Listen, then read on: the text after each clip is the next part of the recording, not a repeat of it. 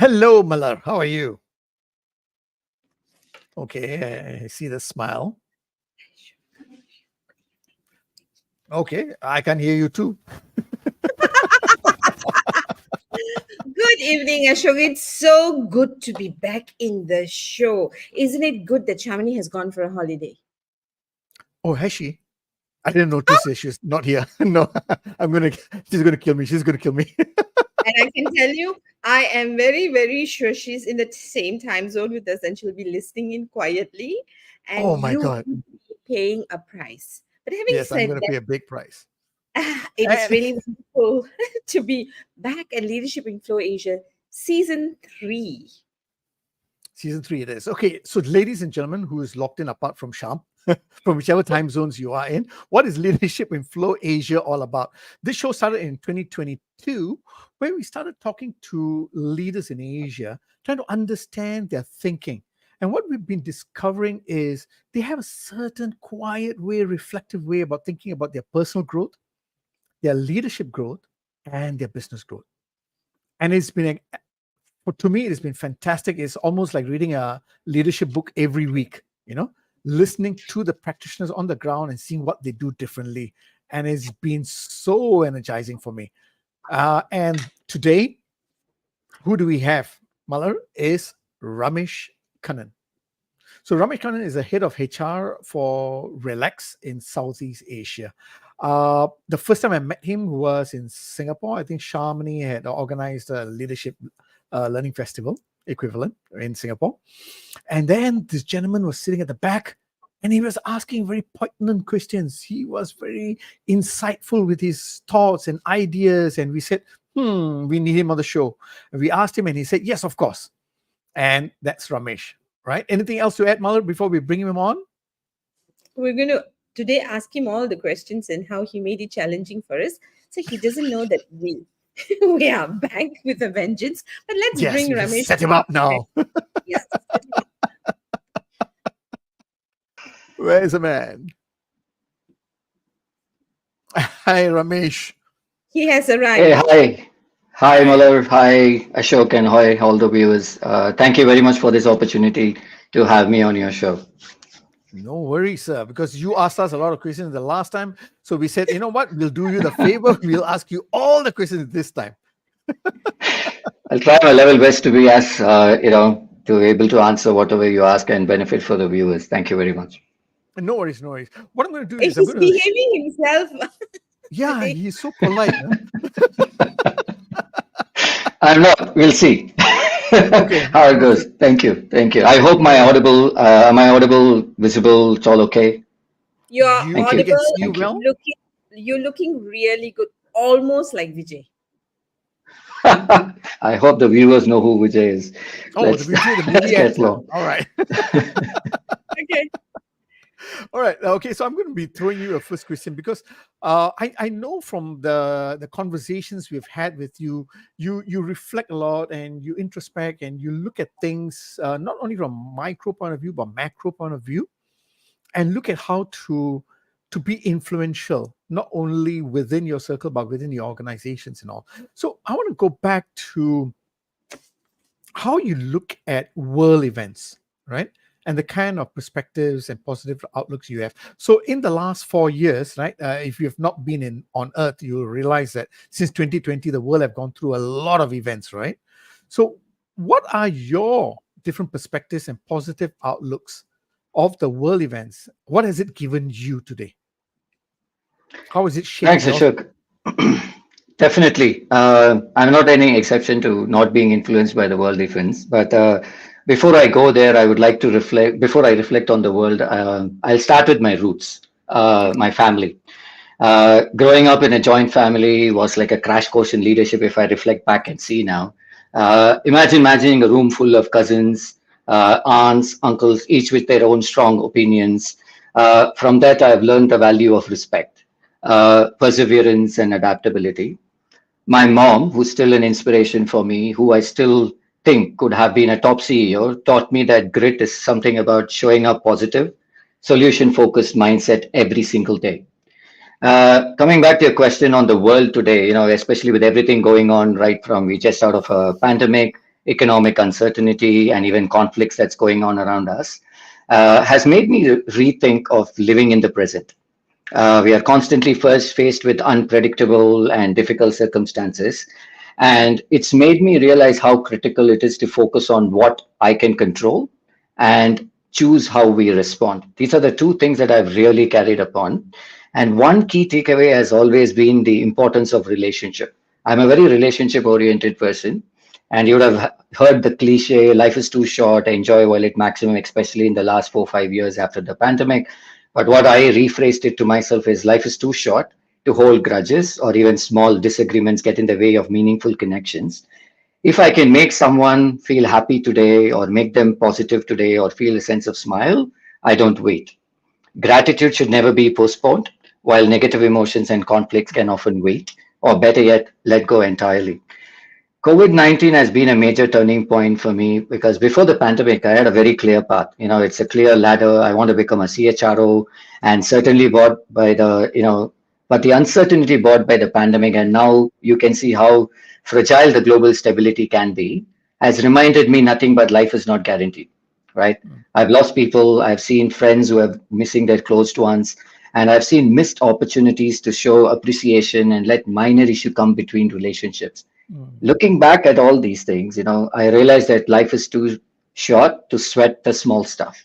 So, and also during the pandemic, I had the opportunity to work with a particular project, which has deeply impacted me, was that I was working on a project to provide support for some stroke patients. So this gave me an opportunity to talk to a lot of stroke patients there, 5 or 6 in Asia or 7 even globally, and their caregivers and neighbors. I mean, when you talk to them, it has a huge impact on me. Their lives changed in an instant. Stroke can cause, I mean, it can come anybody. It's the number 2 cause for global deaths now. 1 in 5 people get impacted every minute by stroke. But what struck me was when I spoke to these people is their gratitude, their positivity, and the hope were remarkable.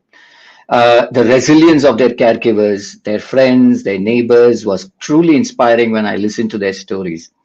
This experience, especially in a world where so many people are facing hardship, reinforced the lesson to me that relationship, hope, and human connections are the true anchors in turbulent times. And then as I reflected to my profession, how can I bring this? As someone in HR, I see that my role can bring that positivity and hope into that workplace. We spend so much of our time, part of our lives at work. So creating environments where people feel supported, appreciated, and connected is more important to me than ever. It's about choosing to lead with compassion and understanding.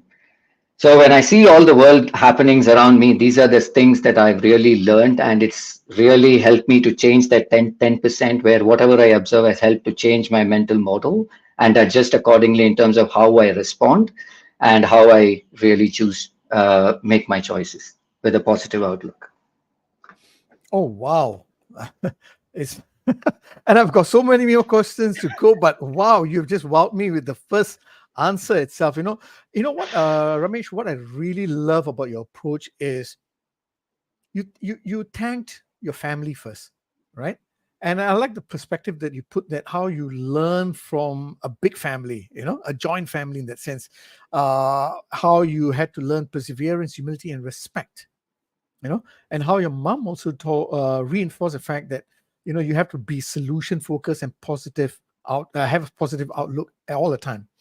And yes, I can see how you have really thought through the importance of world events and how life can be short, and how gratitude should not be postponed because relationships really matter. Thank you for your perspective of how one world event has shifted or changed a lot of things for you. Now, you mentioned in there something about changing 10%. What do you mean by 10%? I didn't get a full idea of that. Okay, so basically, where I came from is in the career conversations or development. You have the 70-20-10 framework, like 70% on the job training, 20% networking, mentoring, and 10% is your reading and reflections and talkings and all that. So that's the 10% I have, and I apply to world events.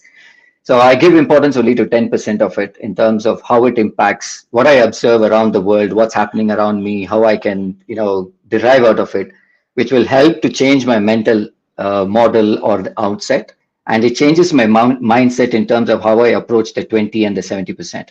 So it's just that that 10% has a huge impact for me on the 20 and the 70% that I take over, which helps in my personal development and growth as well. That's what I meant by 10%. Sorry if I Nice, have not nice. been No, clear no, or it's okay. It's elaborate. okay. That's why we have to ask you more questions. Remember, Go on. Malala, Great one. you have a question for him because I know you are taking a lot of notes and you're very excited. I like the way you're reading my facial expression, Ashok. I know I'm getting good at this after 3 years. Oh gosh, that's. I was actually going to see how you summarize what Ramesh had told, right? So Ramesh, I mean, I think all the things that you say is really very inspiring, right? And many people can relate to the fact that you put relationship as the center of all your other values, right?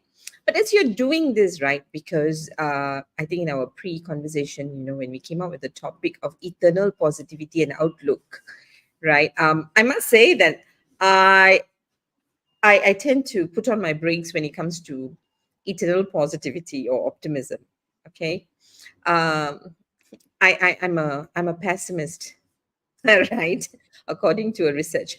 Now, so for you to do this thing, there must be something that drives you. But let's talk about, what do you hope people will experience after they converse with you? Because we talk about how we show up with people leaves people with an experience, right? And I'm very sure you're very intentional about it. So tell us a little bit about when you think about showing up the way you say, making your choice, being conscious about who you are and the values that you want to serve. What's your hope in terms of what people will experience after they've conversed with you, communicated with you, or being in your presence? Well, it's really a more appropriate question to, I can give the list of people I can speak to, and you can ask them this question actually as how they have actually experienced. But let me share some hard feedback that I've received over the years with my experience, and especially in the last 5 years. So some of the quotes that I've always received is like, people say they feel a sense of relief. I got a positive vibe. Oh, thank you. I hadn't thought about it that way. Oh, it's a great perspective. And this is exactly the kind of response I'm aiming for when I share my reflections, my perspective, or sometimes straight advice or solutions if it's a very simple solution. It tells me I have helped someone seeing things in a new light, right? Now, let me ask what I practice. I'll just ask a question. Sorry, I'm good at questions. So, as you guys are already aware. So, let me ask you and Ashok a particular question. When I say a particular phrase, what comes to your mind first, right? The phrase is just like me. What comes to both of your minds when I say this? Just like me. What's your first thought that comes to your mind? For me, is we are one. Hmm. For me, there will be similarity, rapport. Okay. Actually, my That's first word what. was my children, but never mind. So basically, the Just Like Me reflection, I read it a couple of years back, and it had a very high impact on me when I read this. This is also part of my 10% where I read quite a bit and on leadership and how I can bring things up. So when I read that quote, it was developed by a person called Paul Santaganta, who's the head of industry Google, and how he shares his leadership perspective that we are working with. So he says that every day morning he reads this statement called Just Like Me, right? What does it exactly mean is this person wants to feel respected, appreciated, competent, just like me. The person has hopes, anxieties, vulnerabilities, just like me. This is a person who has friends, family, and perhaps children who love him just like me. And this person wishes for peace, joy, happiness, just like me. So once I heard it, it was quite different for me and it has a profound impact on me. So every day morning, I rehearse this. I go with the mindset outside only by having this reflection with me. And it is rooted to my value, which I thought about, which I talked about just now, which is respect, right? So this shows respect and brings the human in me. And then comes my HR hat and the professional hat that was me. So it helps me to have a human to human connection and have that conversation that is going on there. It also reminds me to truly understand someone's feelings and context, which is very, very important while listening to them. And for me, it's more than you'd have heard the word empathy about walking in someone else's shoes. but I rephrased it over a period of time calling walking barefoot. So let me explain what I mean by walking barefoot. Walking barefoot means walking alongside people, feeling what they are feeling, and staying present with them through their challenges and struggles. So this has approach has helped me in having meaningful conversations wherever I offer perspectives and options rather than just solutions. I also play sports. As you know, there is a lot of sports analogy that we can apply to the corporate world as well, of high performance and potential. So I play competitive cricket league in Singapore, and I'm a captain of a particular side at Div 4, which is a competitive league. And I've learned that as well. I had to practice the same philosophy. I'll tell you an example. I remember a match where we were really struggling, right? Our key players had a bad day on the field and they were not having, frustration was pretty visible in everyone's face. Instead of giving a pep talk as a captain from the outside, I took the barefoot approach. I joined the team in frustration, right? I made the space for everyone to express their feelings during the session, during the break, and let them know that I understood how tough it was. And it gave me a platform to say that we are all in this together, as just what Ashok said.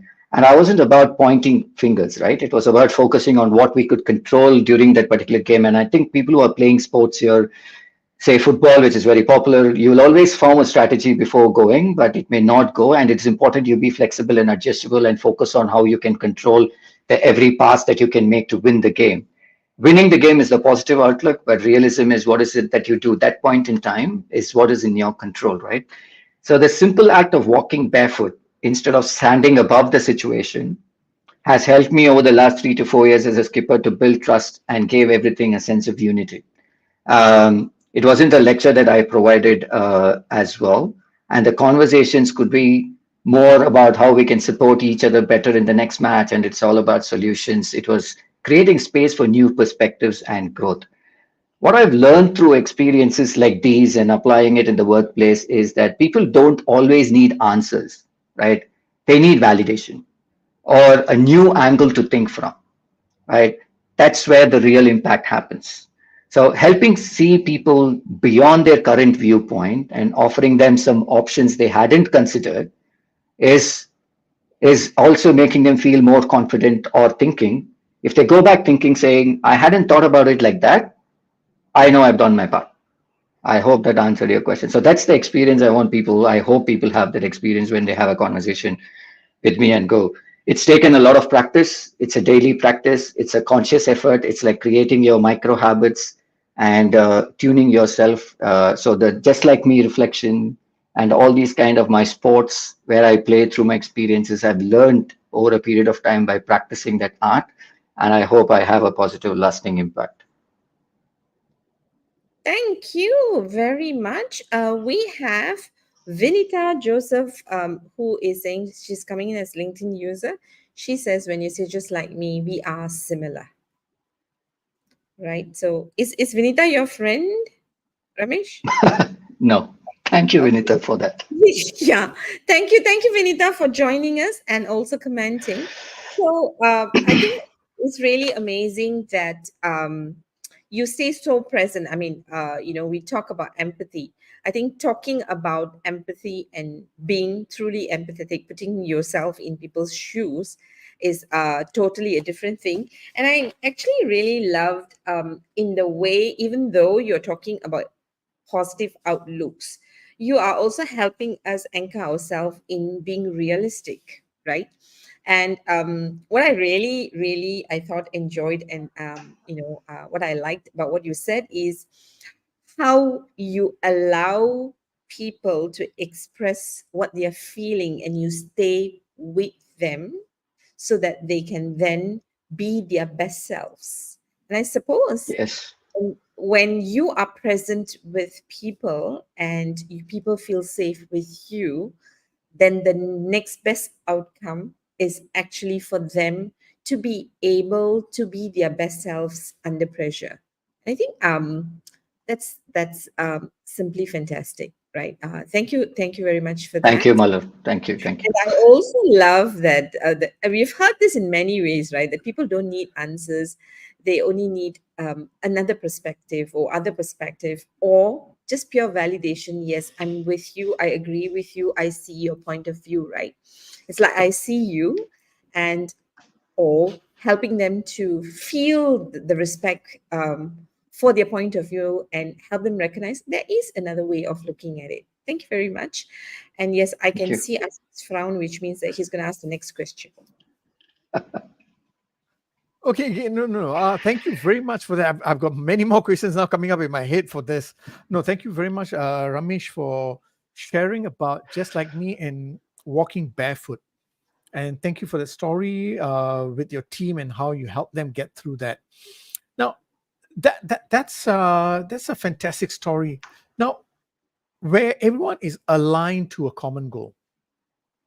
Now, have there been times where in a corporate space where they are conflicting, where we are seemingly working towards a shared purpose, but they are conflicting views? Now, how do you then adopt that Just Like Me and walking barefoot with in a corporate situation where maybe the pressure is on the finances, the bottom lines, and then you got to focus on the people? So how do you now balance that with walking barefoot and Just Like Me? It's tougher. I'm going I'm to, assuming it's I'm tougher. definitely it's tough. But as I said, it's a conscious effort. You need to be very conscious about it and mindful, right? That's where your action match words kind of stuff, that phrase is very important. It is about staying committed to doing what you say and committing it. And that helps to build relationship, trust, and that's where the influence comes in.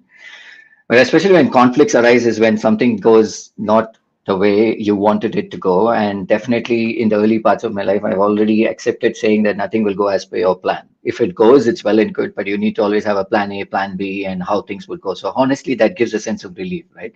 Okay. But regardless of, the other thing is the team retrospectives that we have as well. So the basic assumption when we do team retrospectives, which is conflicts or trying to address as to where we have seen we have failed, it's also to the cricket example that I've said is I follow something which is like just like me with the anxieties and all that stuff is regardless of what we discover as the retrospective, we understand and I truly believe that everyone has done the best job they could given what they knew at that particular time, their skills and their abilities, and the resources available in the situation at hand. So it's basically giving the benefit of the doubt to the person, removing the person from the situation, but more of focusing on the behavior while giving feedback.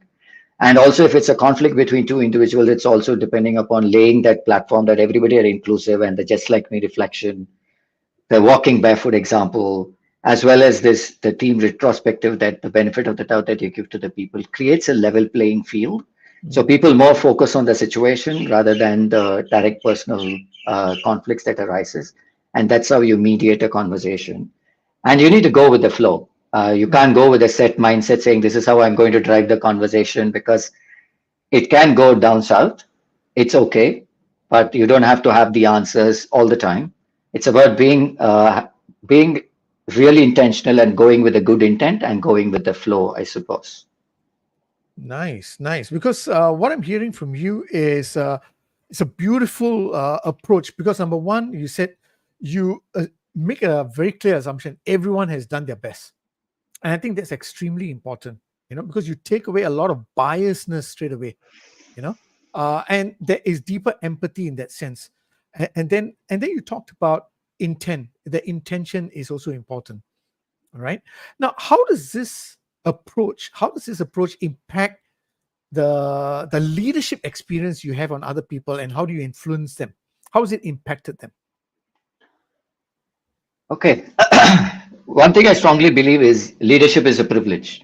You would have heard this adage before, but I strongly believe in that.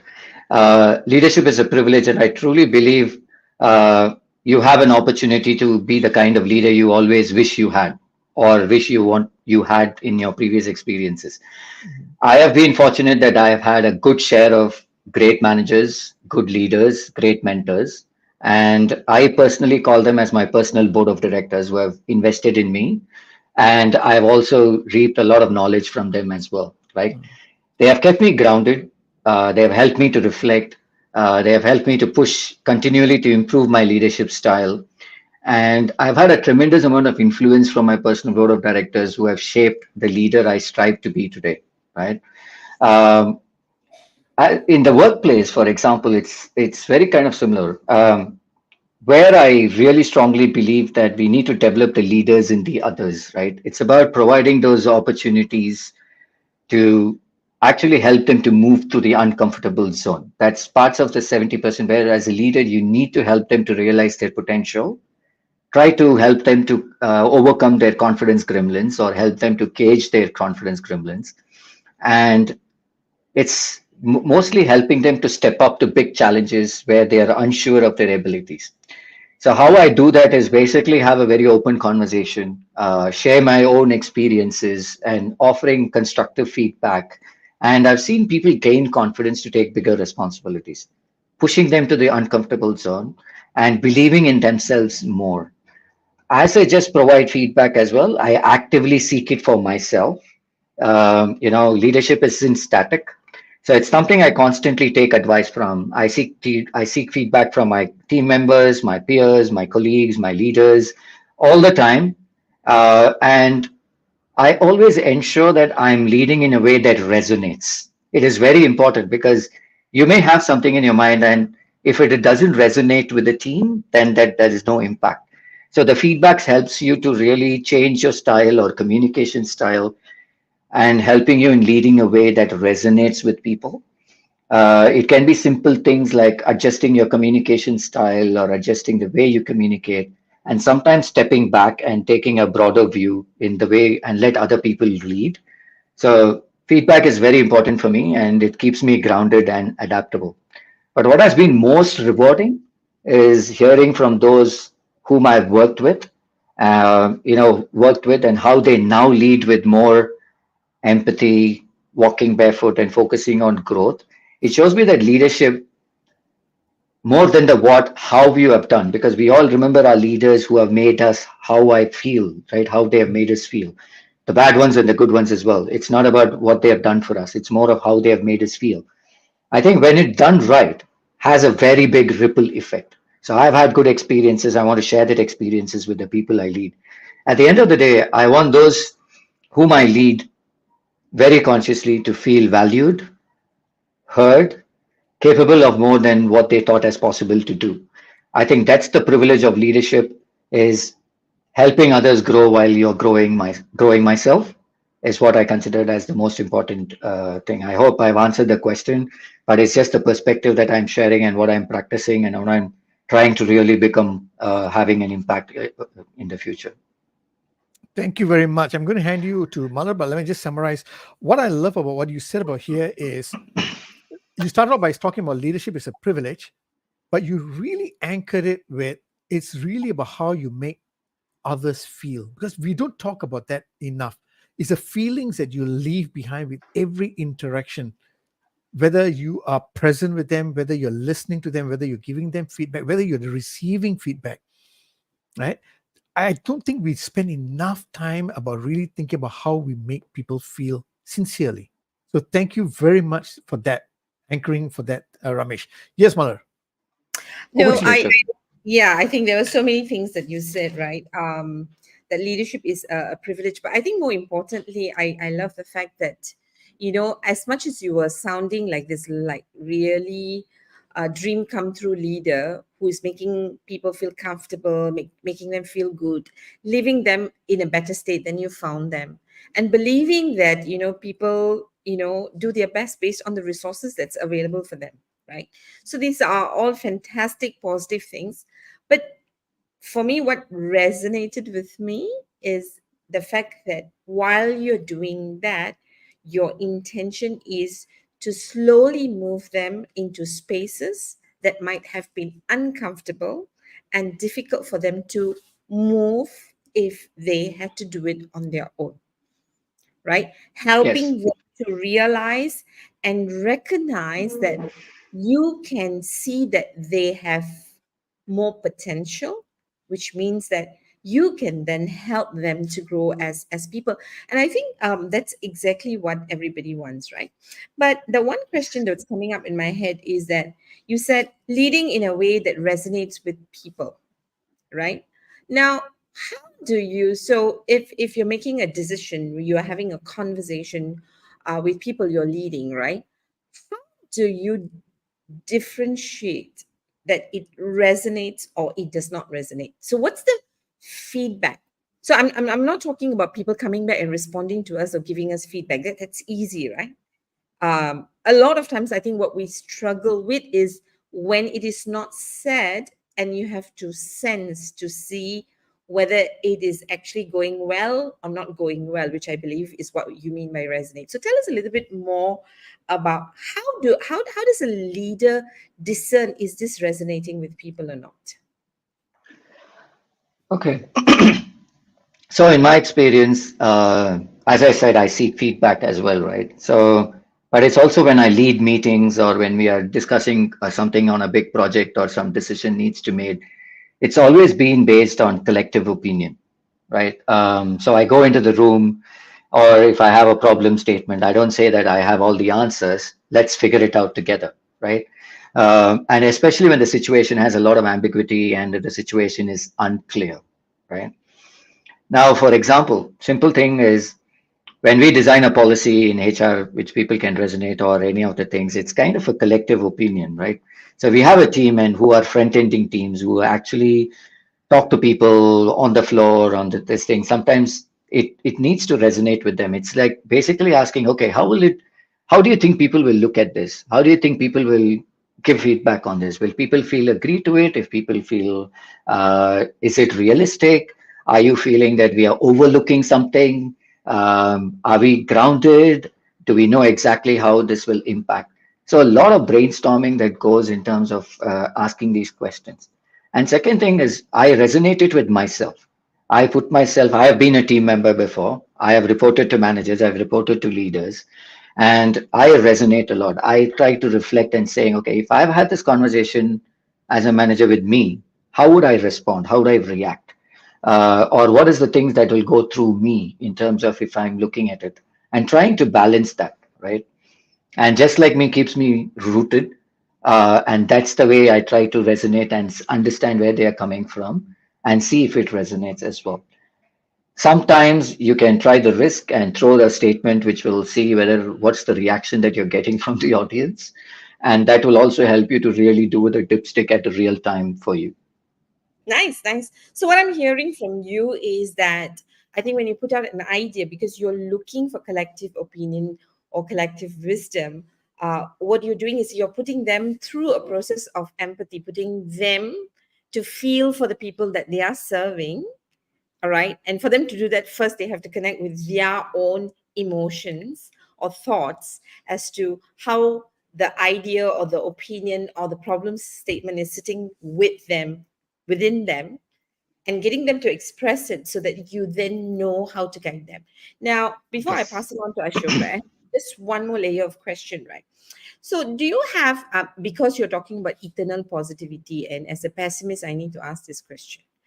Can you give us an example or a situation where you faced where you think as a leader it's important to bring about a change and push an idea which is uncomfortable for people, which means that from their point of view it's not sitting well with them, but as a leader you know that this is good, they don't have the foresight that you have, right? So if you do have a situation that you can recall, how did you navigate your way when it wasn't resonating with them, right? And as a leader, you knew that you needed to influence them. So help us, eh, help us to be barefoot with you. Okay. I mean, it's a tough situation. I've been through that experience before. Sometimes the most of the times happens is it's a top-down decision, and you need to really put it forward to the team, and it may not sit well with a lot of stuff, right? So in your initial question, you asked me some of the world happenings, and you can see all the layoffs that's happening in the tech world, and some of the things we are facing at home as well.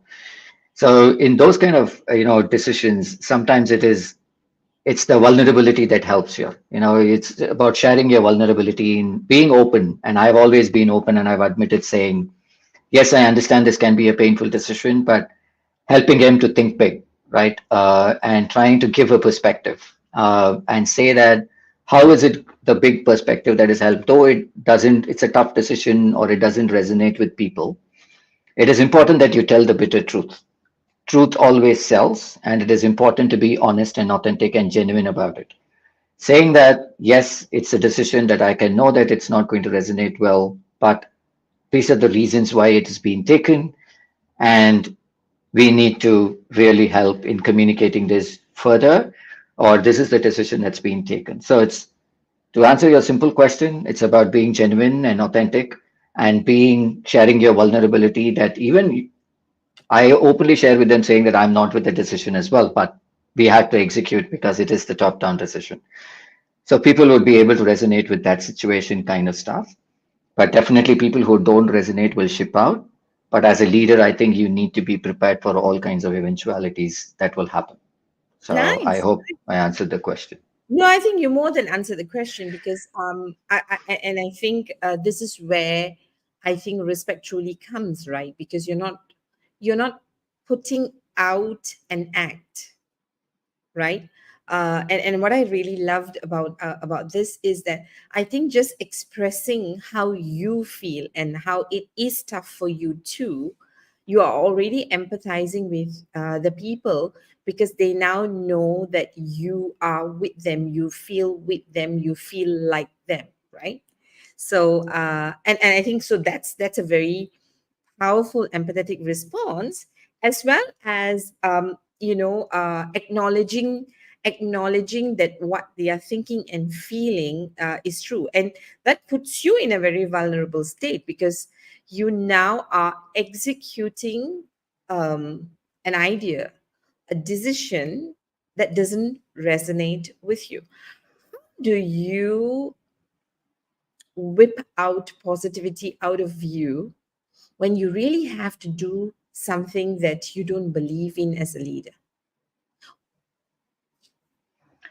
Uh, I don't whip out positivity because it's taken a long time and it's taken a considerable,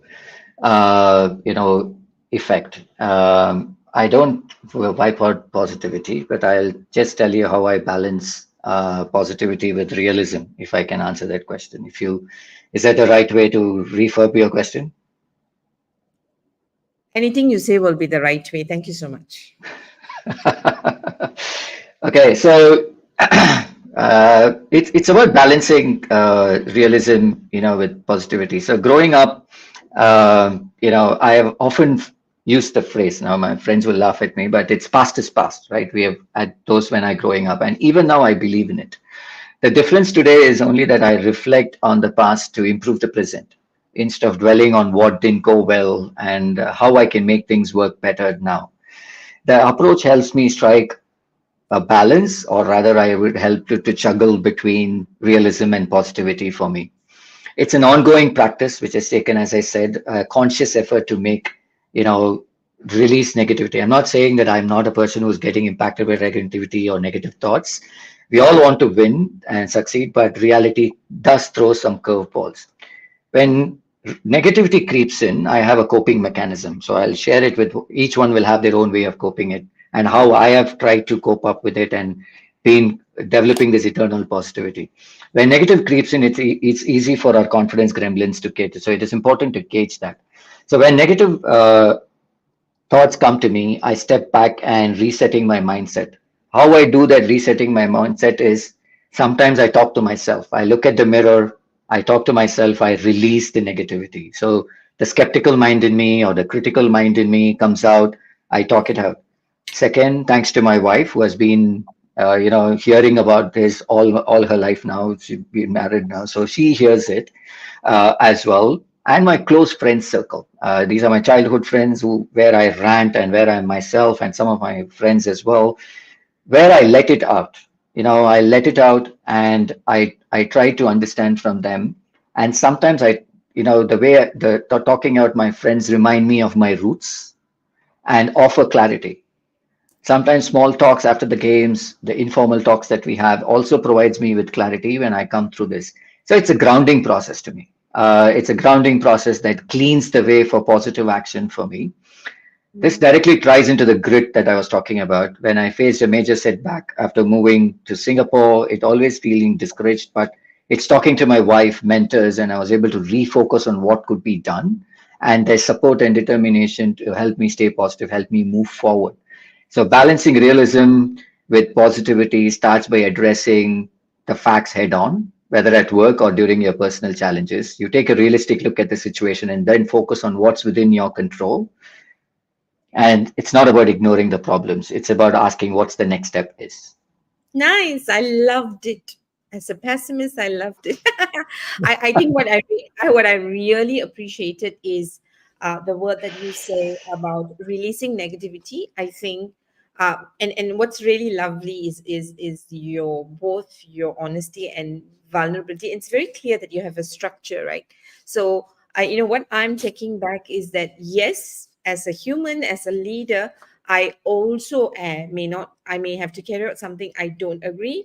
And when that happens, right, I am going to figure out how to get it out of my system and not let it control me. Focus back on what is within my control, and reflect on the past, and shift the future. And for me to do that, I need my energy back, which is why you're releasing and you're regrounding back to your values, okay, of positivity. And it doesn't mean that when you're positive you're not realistic. So I can see how you have a particular system to actually re-anchor yourself. And I actually absolutely love the word that you use, which is cleansing, right? Because it's you have a cleansing process, so that you can renew. You can come back with renewed energy to look at the situation as is and say what's the best course of action. Thank you very much, Ramesh. I'm sure Ashok, you're going to drill him a little bit more. Oh, okay. So finally, Malar noticed I'm still around. Okay, thank you, Malar. Okay, Ramesh, I'm loving these conversations. I love to throw in more questions because there are a lot of other situations that we can talk about. But I really want to get into that 5G principles, because I think a lot of our viewers are going to be benefiting from your thinking behind the 5G. So what sparked the need to create your 5G? And tell us about the 5G. Tell us more. Okay, 5G is basically, I mean, I'll just give you the background where I created. I reflect a lot, I think.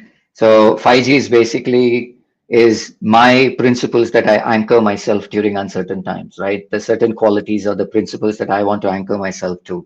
And why I use 5G is basically the telecom term, which is the connectivity, which is the network. And it has helped us to, speed of connectivity and all that stuff. So that's why it's 5G. So let me go with the first G. The first G is grit, which I explained how I got it from my mom, and it's about passion and perseverance and pushing forward when challenges arise, right? While opportunities may sometimes fall into your lap, it's often, in my experience, I have felt that it's the grit that helps you to create the opportunity for yourself. And with your relentless drive and adaptability, which I explained in the beginning, will help you to grow and succeed in difficult circumstances.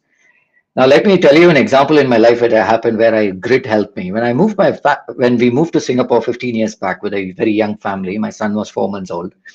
We faced a number of challenges. So adapting to a new work culture, navigating to local customs, and most importantly, managing finances, moving to a most expensive country in the world. The first 3-4 months looking at expenses versus what is the rent, the HDB, the condo concepts and all that stuff was kind of, overwhelming and unexpected, right? And also, I was not very happy with the job. Though I moved through with the same company, the culture here in Singapore was very different from what I'm used to in India. So it was kind of a, crossroad that I had, whether I need to go back, I need to stay here. So it is the grit and the positive outlook that I had, and talking to my wife and mentors were like, I need to stay back. I need to stay back and I need to grind it out. But the positive outlook which I had was followed by a concrete plan of action that I had to find a new role and see how it goes in the next 3 or 4, 5 months. But I landed my job. So it's the grind that I went through with the perseverance, with important good things. But the benefit of that is I've become much better in writing cover letters, by applying for different jobs. And the next G, the second G is genuinity. right? Genuinity can be related to authenticity. So it's, as I said, being genuine and being intent, good intent is building trust and strong relationship. That's become my true value, especially, the respect, the just like me reflection I had. It helps me to connect with people and forge genuine bonds.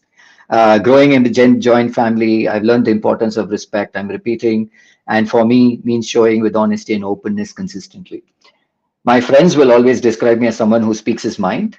But yes, I've refined a lot after joining the corporate world, but I've never shied away from unmuting my button and asking questions or expressing my opinions or admitting when I don't have all the answers as well. So that's genuinity. I feel authenticity is very, very important. The third G that I kept for myself is the gift of feedback. It's both of giving and receiving feedback. I'm very, very open to feedback. A lot of my leaders or managers who have managed me have given me the feedback that I'm very good in taking feedback, absorbing it, and applying it immediately and showing improvements in the areas that I've showed to us. And it's through my personal board of directors that have helped me to really influence and help me grounded. One feedback that I can never forget, which where I am, I'm totally this. After moving to Singapore, which I just mentioned about adjusting to the work culture, is one of the presentations I made. In India, generally we are used to people just jumping in with their opinions or questions and all that stuff. I came from that kind of an environment. To Singapore, where they are silent till the presentation is over, and sometimes silence is good. They may give you feedback later and all that stuff. I was actually very passionate about the subject and I ended up dominating the conversation. This came into reflection later. A peer gave me a honest feedback later, and she told me very clearly that suggesting to be more succinct and concise and leaving space for others. Ouch! It was not easy to hear at the first. It stung, but I reflected on it and adjusted my communication and improved. So feedback is very important for me. As I said, I also seek feedback. I also give feedback that has helped me how to absorb feedback as well. The fourth G is gratitude. As I explained in my first, when I talk to stroke patients, when I see people around the world, I don't wait to be gratuitous. I want to express my gratitude and practicing gratitude, whether through appreciating relationship or even celebrating small wins, is now central in how I lead and live, right? Uh, and the final thing is GPS. Okay, this is my favorite G. The fifth G is the GPS. It's basically the navigator. It'll stuck to me. When I see GPS, I use GPS analogy to stay aligned with my values and direction while remaining flexible and adaptable. My values are my boundaries. I define my boundaries and my non-negotiables, which helps me to define my identity, and that's my personal brand. So that's my global positioning of self, GPS, right? So I built my own personal brand, which has taken some time from my identity, from my values, and then the GPS guides us on the road. These values keep me on course. So that's why it's GPS, right? And the second thing is having a strong network. It is very important that you have a very strong network. This can be strong ties and your weaker ties. These are my personal board of directors, the mentors, the peers, the trusted colleagues, the friends, where the GPS with a strong network will help you to reach your destination. And the other aspect is, that GPS provide alternate options, alternate routes. It keeps updating based on there is a traffic congestion in the already route that you're taking. So it will provide you alternate routes. So it is important that with the limited information, whether you're ready to take that alternate routes to reach your goals, right? So it is important to be flexible. And at the time, you need to be trying to take longer paths that may be uncomfortable, but maybe longer, but ultimately more rewarding, right? This flexibility is essential for navigating complexities of leadership. That's why I came up with this analogy for myself as GPS. So it is about your personal brand, it's about the strong network that you have, and your openness of choosing alternate routes to reach your destination while being flexible with the approach.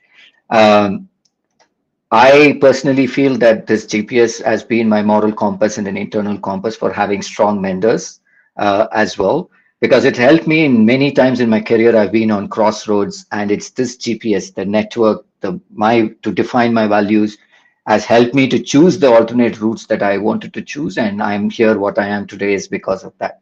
So those are my five Gs, right? The grit, the genuinity, gift of feedback, gratitude, and GPS. The 5 Gs are the pillars of my leadership philosophy. This guides how I approach my work, my relationships, and my personal growth. And it serves as a foundation for me to lead with resilience and authenticity to have a lasting positive impact. So people can develop their own 4 S's or 4 Gs or any kind of framework, but this is what I go to, and it keeps me rooted during the uncertain times. Okay, thank you very much. And I like the fact that you mentioned the 5 Gs. It is very important if the listeners had plugged in, is a principle that helps you during uncertain times. So I want to go into the uncertain times, right? Now, how do you maintain using the 5G, right? How do you maintain the psychological safety for yourself and remain authentic to your values? Because that's a tough one, It's a tough one. Psychological safety, psychological safety is a big word, to be honest, and it's the buzzword now in the corporate world. Like, for all the leaders, how do you build psychological safety within your teams and all that stuff? But maintaining psychological safety while influence others is like walking through a forest. You're bound to run into few weeds, but my approach has always been, I'll take care of them, right? Things will go not as planned, and honestly, that's a relief, right? Whether it's a tricky conversation or a tricky project, I've learned that perfection is overrated. So what really matters is building that strong, honest relationship, right? As I said, authenticity, the genuinity is key for me. Trying to be someone I'm not is quite exhausting. I've tried that before. I've been in an experience before in the initial stages of my career, but it's really exhausting. But the truth is, people can see through it, right? They can see that you're not authentic. They can see through the genuinity, right? So I always focus on showing on my real self with flaws and all. And I'm honest about, as I said, if I don't know, I don't know the boundaries, the values. I'm very clear about it. And uh, it builds stronger connections. It's helped me to build stronger connections. It takes the pressure off trying to be perfect, because let's face it, none of us are perfect, right? Mm.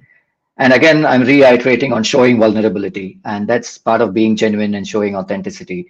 And I think this, most of the leaders are now understanding it. The corporate world, people are sharing under vulnerabilities. I've seen leaders saying, I don't know. Some people, very few now, think that, they need to be unshakable as a leader. But I found that it's okay to admit a few things that you're not available, not appreciative of, or you're not, with it. As I said earlier, it's about unlearning your management skills and learning to be more human. That is what is going to help. And I think it is coming up more and more in terms of human centric leadership, human centric concepts, and more of servant leadership taking shape slowly. And you can see that most of the organizations have been practicing it, especially after COVID. And the other thing is action should match my words. And if I talk about resilience, I make sure I'm the first to show it when things are tough. If I give feedback, I'm the first person to take feedback. Um, Leading by example is the way to influence while staying true to who I am, right? It is what is important for me. And over a period of time, what I've heard is that, humor helps me a lot. Humor. I'm known for my very dry humor.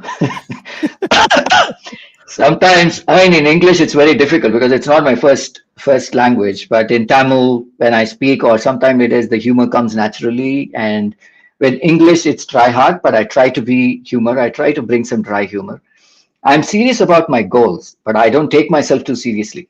A bit of humor in tough situations has helped me to ease the situation and make people feel more comfortable, right? We are all humans, and just figuring things out as we go is very, very important.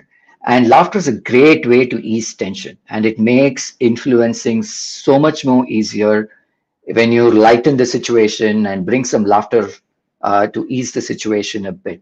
So these are some of the experiences that I've built over a period of time that has helped me to, make it much easier. Um, Sometimes you just have to say, not today. It's about setting your boundaries and take that step back and knowing my limits. I take my time to recharge. As I express the coping mechanism that I do, I practice it, because influencing that helps me to influencing without getting burnt out, right? After all, you can't lead well or influence people when you're running on fumes. I hope I answered that question, Ashok, in whatever experiences that I've had so far.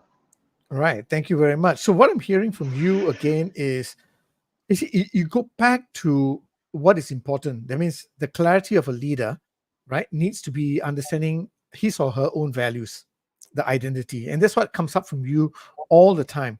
You talk about respect, you talk about relationship matters, you talk about empathy, about walking barefoot, having the mindset of just like me, right? And you said something very, very interesting. It's time for us to learn how to be human in the corporate space. All right. Two questions I have for you, very quick ones. You know, in a place that is full of results, where we need to focus on the results, and there's a tension on pressure on time. What is one quick advice that you'll have for leaders to be able to be authentic during these times? A very quick advice. What's the one thing they can Okay. do? I would not be an advice because I don't consider self I've reached that position to provide advice. I'll just share my perspective, Right. what I believe or what is my opinion.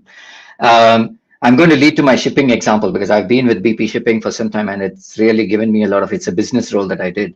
So leading in today's uncertain world remains me of captaining a ship through choppy waters. It's the analogy that I'm using. So you can't always control the waves, but you can definitely learn to steer the ship, right? That's how I approach leadership, focusing on what's within my control and maintaining a solution oriented, positive mindset. Let's face the truth. We can't eliminate uncertainty, right? Let's embrace it. Has taught me that being honest about challenges resonates, and not pretending that you've figured out everything helps. Because as earlier Malad mentioned, people appreciate realness. We all look for real, that human connection as to what you are than showing as something else, right? So I've understood that people appreciate realness. So especially in tough times. One thing that actually impacted me was the Zhang Rumin's quote, which is he's the CEO of Hair, which I've read some time back, and it stuck with me. It's basically, it deeply resonates with me. He says that leaders of the other companies at that time has said that they are the captains of the ship, but he thinks that more the ship's architect or the designer, because that's different from a captain's role, because in which the route is often fixed and destination, but you are the architect, or you can choose to be the architect or the designer, which means that sometimes you steer, sometimes there are moments you step back and design the guideline or the framework, creating the system that allow flexibility, adaptability, and especially when the route ahead is unclear. So it's about playing the situational leadership as to when you take charge and steer the ship, and when you step back and provide the design and framework and the guardrails where people can operate on. I lean on my 5Gs: grit, genuinity, gift of feedback, gratitude, and GPS as my personal compass through uncertainty. But I've also learned everyone needs their own guiding principles, right? What are the values around you when things are unpredictable? Whether it can be 5Gs, 4Ss, or any other framework.